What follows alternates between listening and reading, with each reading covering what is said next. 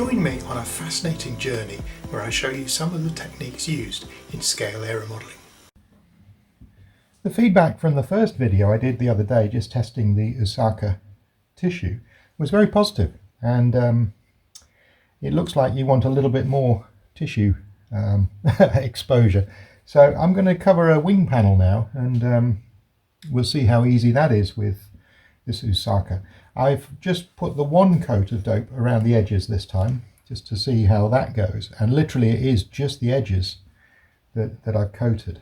And I've cut a piece of tissue a little bit larger than I want, not much larger because I was trying to conserve the tissue, but as it turns out, because I want the grain of the tissue to run this way, and you find it by simply tearing the tissue, and you can see straight away which way the grain tears more easily and more in a straight line. So I want the grain to run this way.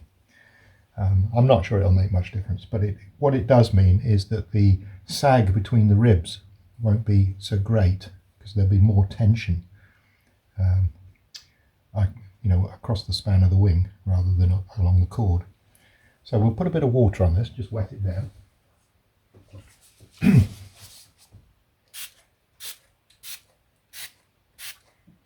You see we've got a crease just there that is already falling out with just that little tiny spritz of water. So this pot has got 50-50 thinners and, well, actually more like 70-30 thinners to dope. This pot is just thinners, nothing else. So I'm going to go span-wise first. So I'm just going to,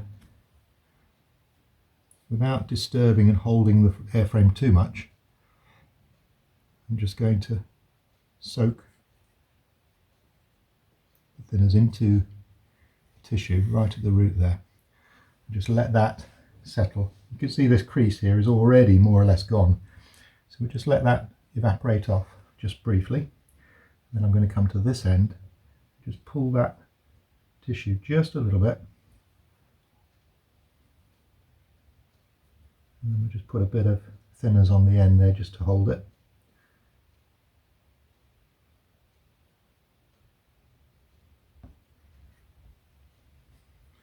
And then again, I think I'll do another bit just there. You mustn't pull it too much because you'll put a crease. You don't want to do that. Remember, this tissue is wet, so it is going to shrink. So you don't have to get all the wrinkles out, you just have to get it sort of down more or less smoothly.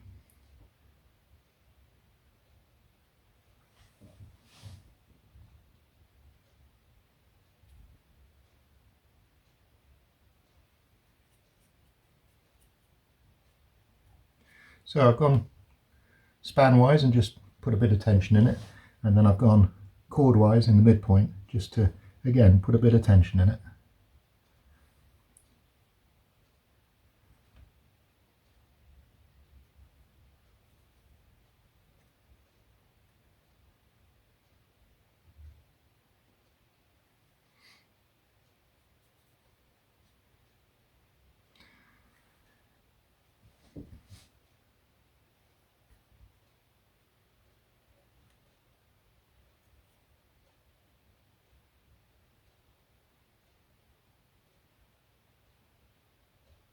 Now with a wing, you can actually flex the wing itself if you press or pull too hard, and you don't want to do that. So you want to be very gentle as to how you're teasing it. Remember, don't get it tight, you just want to get it wrinkle free. Not quite tight, but nearly tight.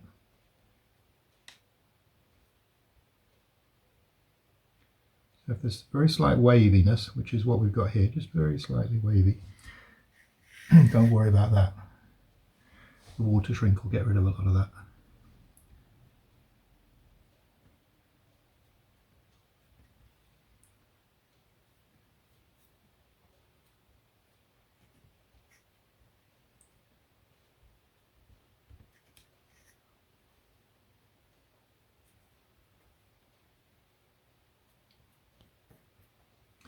Now we can just really go around the edges, just sealing it down and just gently pulling it outwards.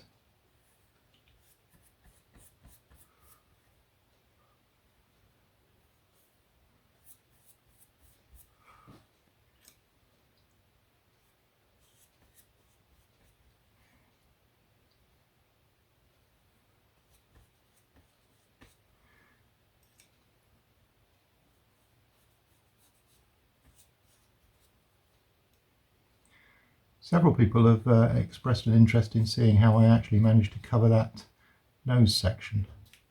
So what I might do, if I get bored, is I might do a video and I'll just put another layer of tissue, because there is actually 3 layers of tissue on that nose cone, believe it or not. I might do another video where I put another layer on, just so you can see how it's done.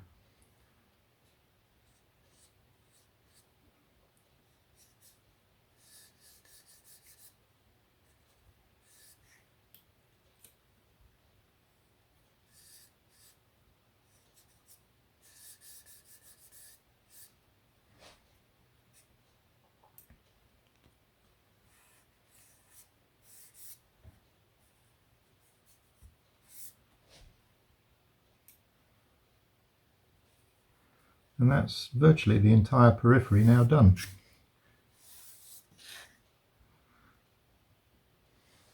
There's no wrinkles, it's already started to shrink, and the wrinkles have diminished. You don't want this to shrink too much because it's a very lightweight structure, and if it shrinks too much then you stand a chance of actually warping the structure, which you really don't want. So all I'm going to do now is trim around the edges of that, a little bit far away on the root because I want that tissue to completely cover the root rib, and then the other areas it just needs to wrap around, so it doesn't need to be too much. Doesn't need to be too big an overlap.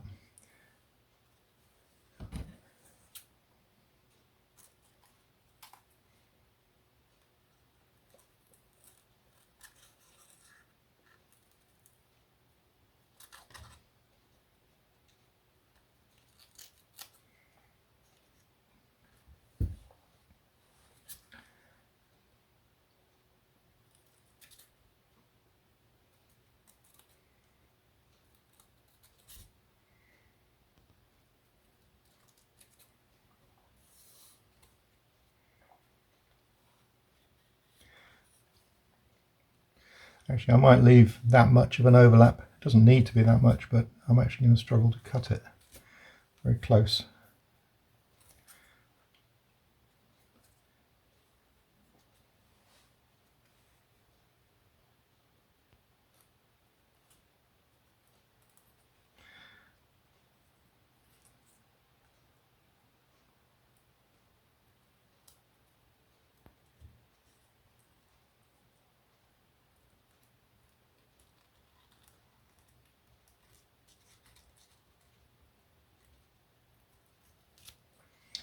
Let's see if we can get it a bit closer though on the trailing edge. So we'll use the scalpel just to lay it open and then run it along.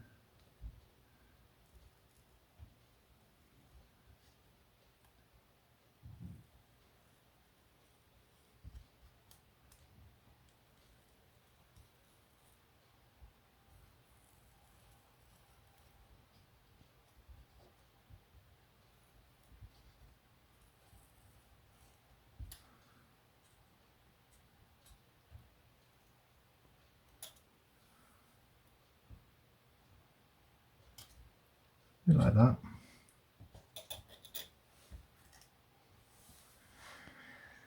Now we'll see if we can just wrap that round around the outside edge. Just using thinners shouldn't be a problem.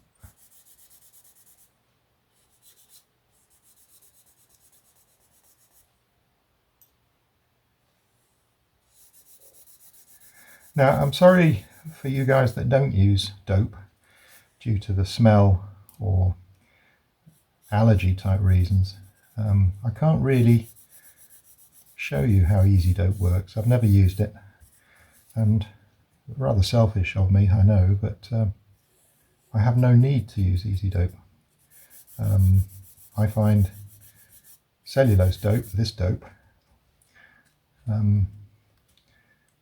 works for me, and rather selfishly, as I say, I'm not allergic to it, and I can use it, and the smell actually doesn't bother me. It's like, it reminds me of my youth, so it's not something I avoid. So I'll have to leave it to those of you that use Easy Dope to produce some videos for us and show us how it's done with Easy Dope. I'm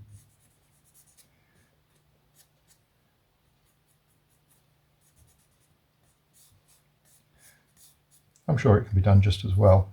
I think all of the people that I know that build the lightweight scale indoor models all use dope. Andy Sefton is probably the main person that I know that doesn't, that he's an advocate of the Easy Dope.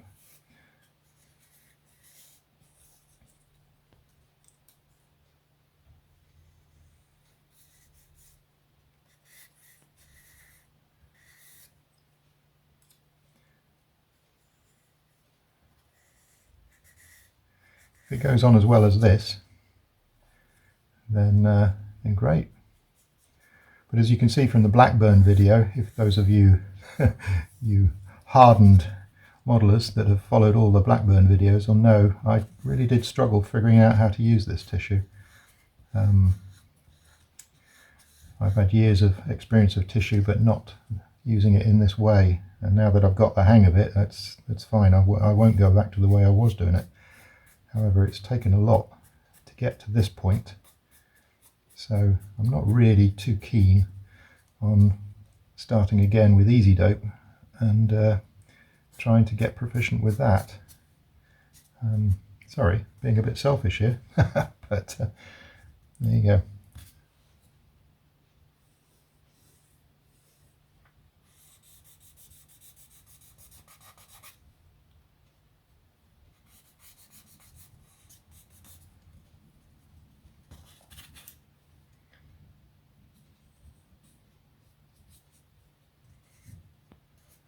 With kit scale class, certainly for the RC kit scale, the judges want to be able to see the structure underneath.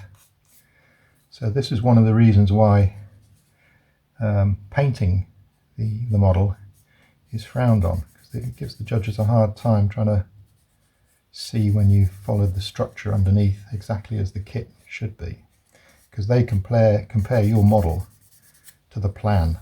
It's not a 3D, it's not a photograph or something like that. They compare your model to the plan and how you've built it, and as accurately to the plan as you've built it. You're allowed to add structure where there is none. For example, you're allowed to change the elevator or the horizontal stabilizer to include an elevator if your model is RC. So you can add more structure to beef up the area around elevators, rudders, ailerons, that sort of thing. You're also allowed to add structure to create hatches for servicing the radio gear and for fitting the motor and for adding, getting to the battery, the flight battery. So you're allowed to add a certain amount of structure, but you really are judged on following the plan in other areas. So if you beef up the undercarriage, for example, you probably will get penalised. Well, not penalised, but you won't get as many points as somebody that has followed the structure. Even if the structure clearly isn't strong enough the way it's designed, that's your own fault for picking that plan, picking that model. So, as is always the way with competition, the subject you choose is up to you. And if you choose a rubbish subject, or a subject that's not well documented, if it's a scale model, then that's on you. You have to choose your subject wisely. People quite often choose their subject aircraft based on their heart, on what they want to build. And there's nothing wrong with that. But if you want to be successful in competition, and at the top of competition, then you have to build with your brain. You choose your subject with your brain, not your heart. And this is probably one of the reasons I'll not do too well in scale competitions, because I do tend to build the model I want to build. That doesn't mean I won't do well in competitions at all. It just means I won't be up there with the top guys who can build whatever they like perfectly. I've just got to get better, I suppose.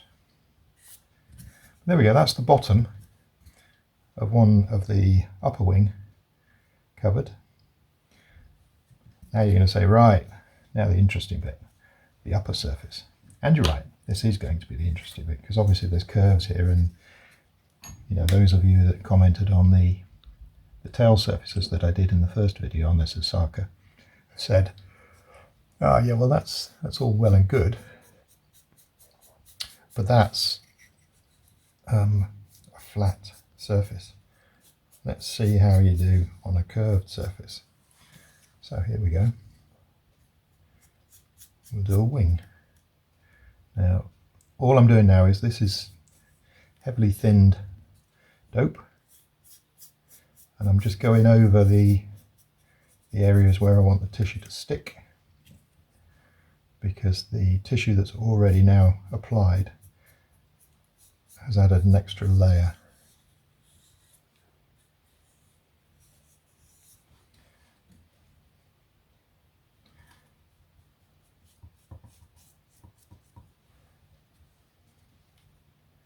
Did I do the front? Did I do the leading edge? I don't know. I'm doing it again because I don't know if I did it or not. I think I did, but a second layer won't do any harm.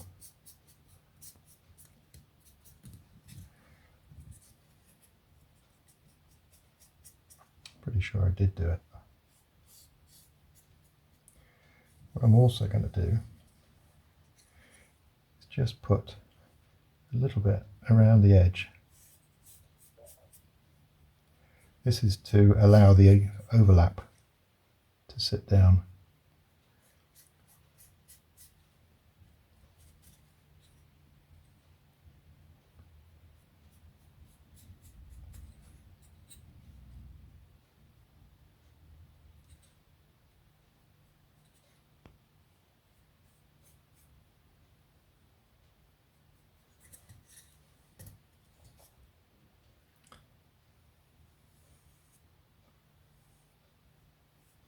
And what I'll do is, when I trim this tissue down, the top surface tissue, I'll trim it quite close to the edge so that we've got a nice neat overlapping line.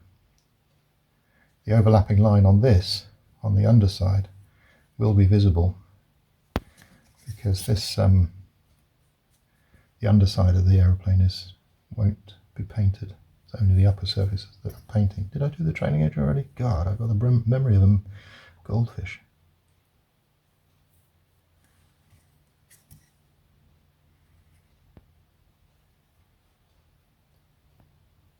I think I had already done it. Okay, so there we go. So now we should be able to put tissue on the top and pin that down.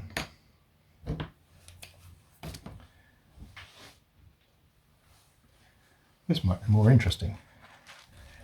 I'm just going to turn it around that way. It's just moving the creases outside, the outside edge of the airframe. Now this is going to be a lot more entertaining.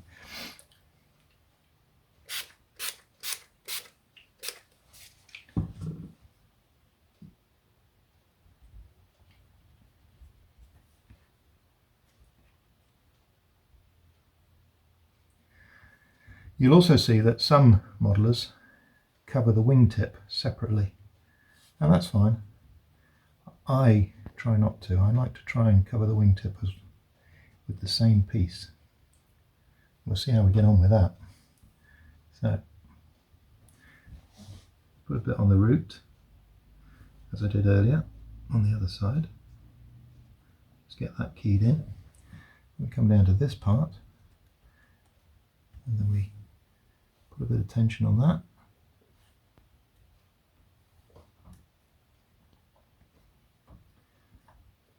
And then again, as I did on the lower surface, just a tiny bit of tension chord-wise.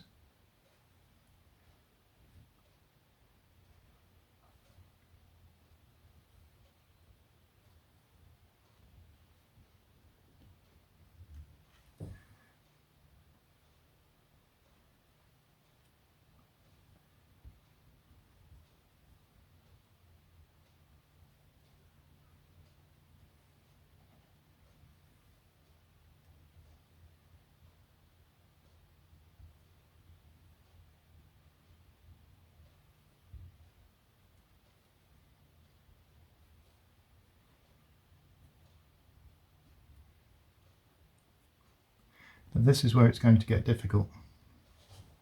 So I'm going to do this bit first and avoid that bit.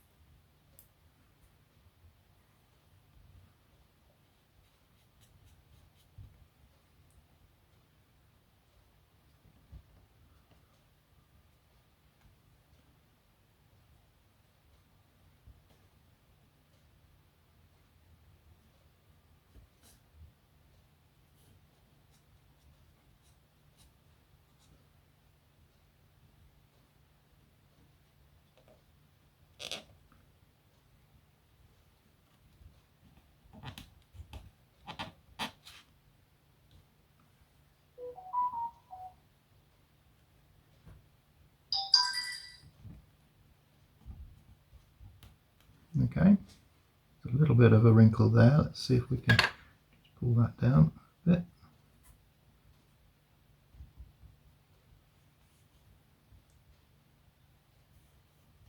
That's because I've got no, and it's not glued down between the ribs, just on the ribs at the moment.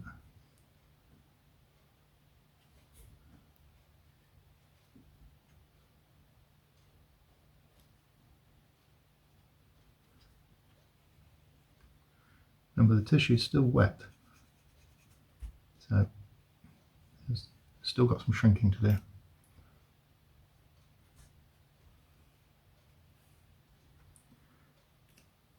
A little bit of a wave through here, but I don't think that will be an issue.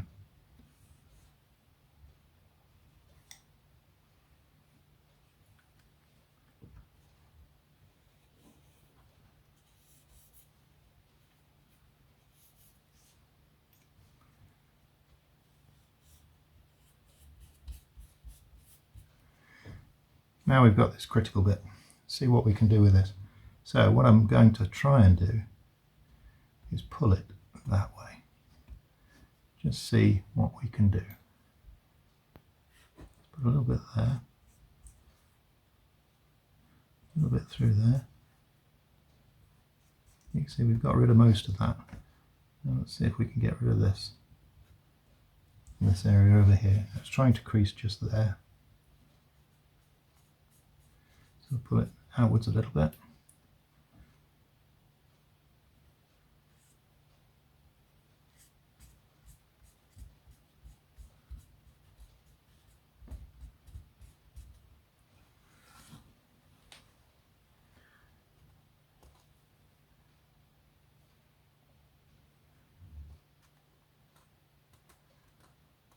See, there's a wrinkle just through there. In fact, there's 3 little wrinkles.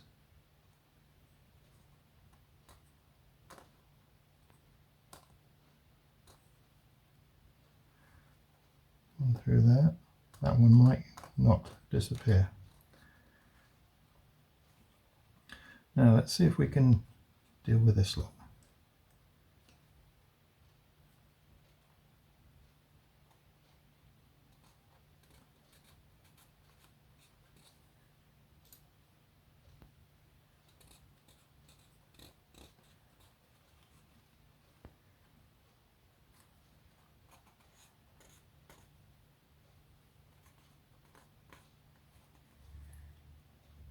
So you can see the wingtips are a challenge,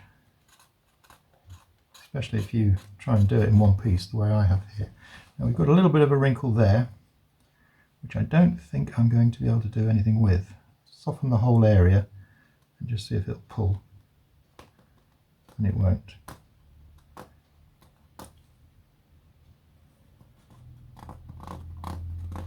But we do still have water on our side, the water shrinkage on our side.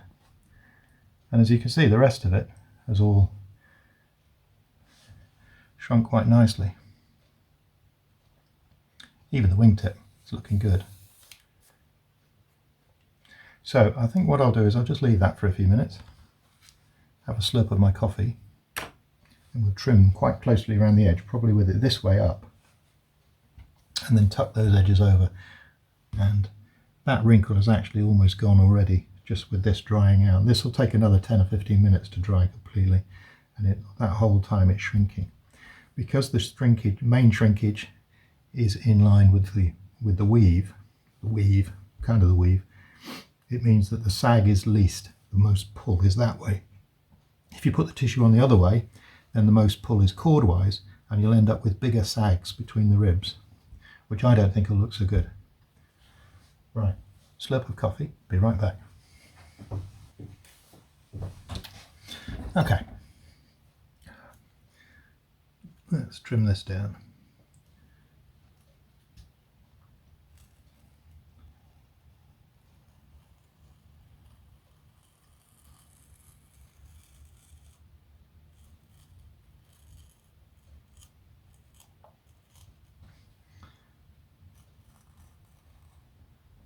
So it's about 2 millimeters, maybe 3 millimeters away from the structure underneath. And I'm trying to keep it even, because then the overlap line will look nice.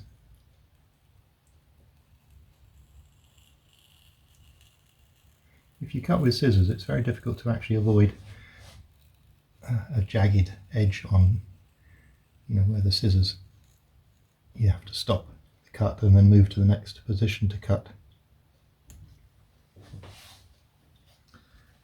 I'm not explaining that very well, but you know what I mean. Words are hard, my sister says.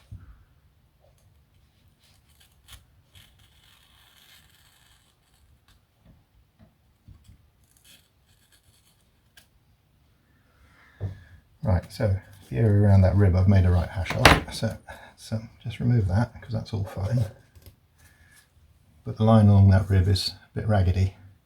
Doesn't really matter because that's actually where it's going to be glued for the centre section.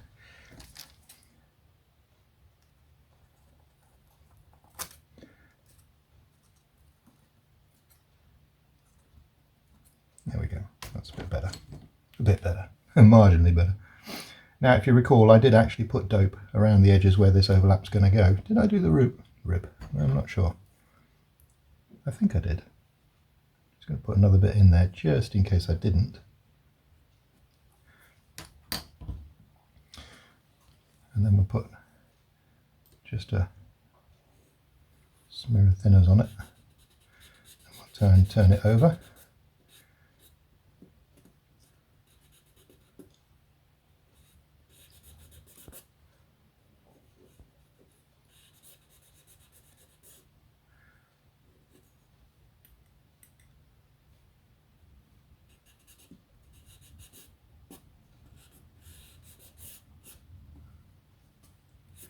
And then we just turn it over all the way around.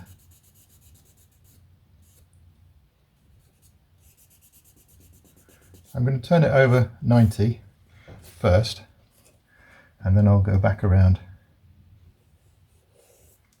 and wrap it around the other side.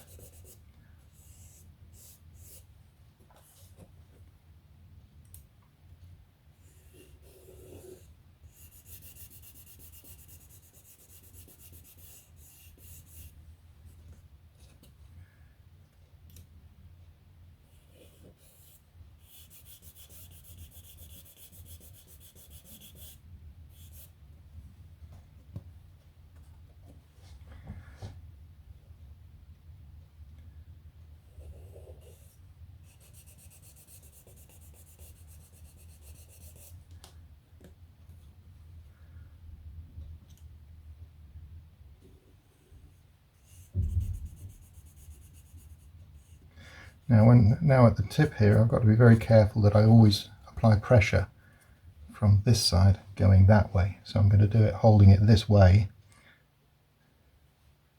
and then just do a small area at a time. I'm using a dabbing motion here, but smoothing motion also works.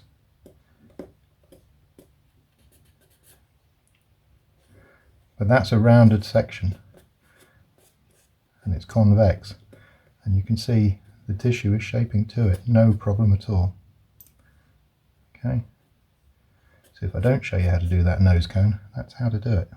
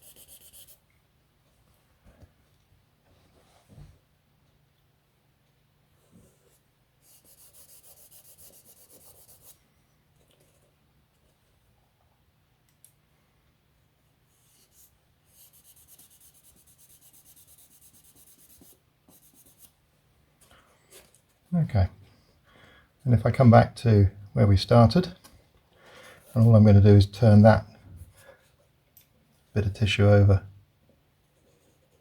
so it's completely down on the other surface of the wing, the underside of the wing.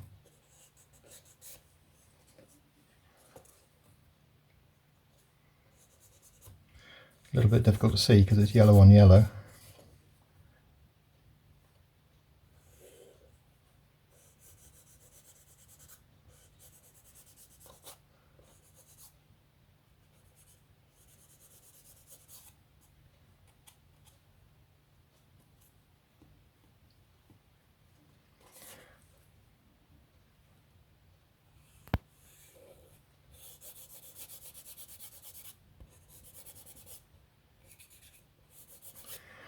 So although dope will shrink, and it is how you get a tautness, a model really taut, with these little indoor models, you actually use the water to do the shrinking, and you don't really need a shrinking dope. In fact, you don't want a shrinking dope, because it will take this lovely straight airframe that is, this wing is true, and it's still true because of the, the gentle pull of the tissue. So if you add dope, shrinking dope now, you stand a good chance of warping the structure, if not crushing it. So this is why we do all the shrinking with the water, and only the water. Some of the good guys, the Richard Crossley and Mike Stewart and these guys, they actually pre-shrink the tissue on a frame. Now, don't ask me how they do it because I don't know, but they use some sort of frame and they put the tissue on the frame wet and pre-shrink it. I don't know how they keep it flat or how that all works. That's moving into an area that's way more specialised than I want to get. I'm quite happy doing what I do. This is deep enough for me. I don't tend to specialise in any one area of aeromodelling, as you've probably gathered. I like to dabble in lots of areas of aeromodelling, and I think there's a lot you can learn as an outdoor 30-pound RC modeller. I think you can learn a lot about watching weight and building techniques by building these little indoor models. Just as I feel you can learn a lot building control line models. I think it all adds to your skill set. Each of the disciplines has its own kind of, set guidelines and set rules that you have to adhere to. But if you take those rules and move them over into the other disciplines, then the skills are not wasted. They're all valuable. I thought I'd already wrapped this area around, but obviously I hadn't. Either that or it's all just sprung back up again, but shouldn't have done. And sometimes it's a good idea to go back and look at this in an hour's time, just to make sure some areas that you thought had glued down haven't. And that's possibly because you didn't put enough dope, thin dope on underneath the structure at that point. And what you can do is then add some thin dope on top, and it will soak through and it will stick it down. I think there's just this short section to do along here now. I've just realised why I'm having so much trouble seeing what the heck I'm doing. I've got the lights on. Oh, look at that, I can see now. Isn't that amazing? You're probably saying, oh, now we can see what the hell you're doing. Thank you, Danny. That time. Sorry about that. So just as I do the last bit of the entire wing, I turn the lights on and you can actually see what I'm doing. Anyway, I think you get the idea. Pretty much the same as we did for the tailplane surfaces. But actually it's lovely. Look, there's no wrinkles, nothing in that side. And there's absolutely no wrinkles or anything on that side. That area there that I thought might be an issue, there might be a little tiny wrinkle through there. Let's add a bit of thinners, just to see what it looks like. Right, so we'll add a bit of thinners, and as that dries, it'll act like, probably like water. And as it dries, it might shrink it. If it doesn't, I might give it a spritz with water. But that's the area we've got to watch when we do the other wing panels. But I think you'll agree, if that's the only little tiny glitch we get, I think that'll be more than great. There's an area there that's just lifting. I can just see it.